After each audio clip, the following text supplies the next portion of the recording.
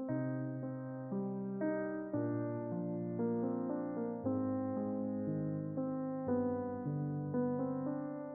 Husseini was born in Jordan in 1967, when she took a job as a journalist, focusing on crime. She began discovering crimes of honor. The story that compelled her to do more for the issue was when she discovered that a 16-year-old girl was being sexually abused by her brother. The girl became pregnant, and when she told her family, she was forced to marry a man 50 years older than her. She divorced him and was subsequently murdered by her uncles. Husseini was appalled by this discovery. This wasn't an isolated case either. Many of these types of killings occur every year all over the world. However, many aren't reported. These types of killings happen when a family feels dishonored by their child. They then feel the need to kill the child to make up for the betrayal they perceive. They are most commonly carried out by a younger male member of the family because minors receive a lesser sentence in Jordan. The killings are usually pre-planned, and the killers receive little to no jail time for the crime.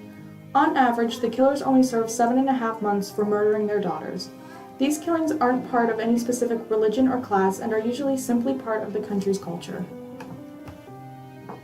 With the recent exposure of these killings in Jordan, the government has recently installed measures to try and ensure proper punishment and laws for honor killings.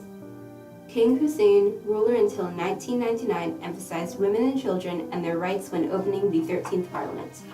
His son, King Hassan, wrote a new constitution, including a section on women. He also asked the Prime Minister to amend all the laws against women to make life more fair for them in Jordan.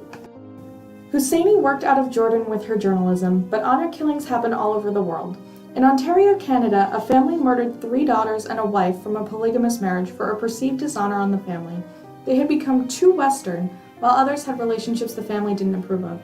Mohammed Shafaya, his son Hamed, and Tuba Yahya killed the girls for this. They're serving life sentences with a possibility of parole in 25 years. Their calls were wiretapped, and Mohammed was heard insulting his daughters.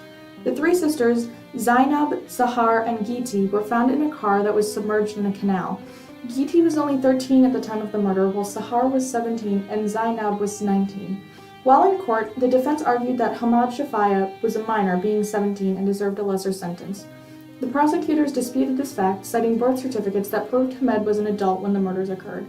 In most honor killings, the family tries to make a son do it because they get less time in jail, no matter what country it's in, because minors are rehabilitated, not punished.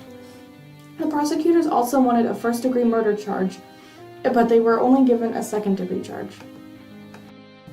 In St. Louis, Missouri, 16-year-old Palestina, also known as Tina, was found in her home stabbed to death. Her parents insisted that she had come at them with a knife and they had acted in self-defense. But they weren't aware that the police had recordings of them weeks up until the murder. Tina rebelled against her parents' old ways, and her parents disapproved of her boyfriend, a black artist. She played football and was more Western than her parents had wanted her to be. Police noticed that it was odd that all the wounds were in one area of her body.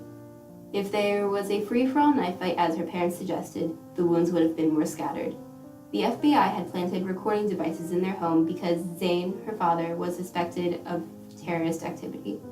The recording detailed the planning of the murder and the execution. Tina's mother held her down while her father stabbed her to death.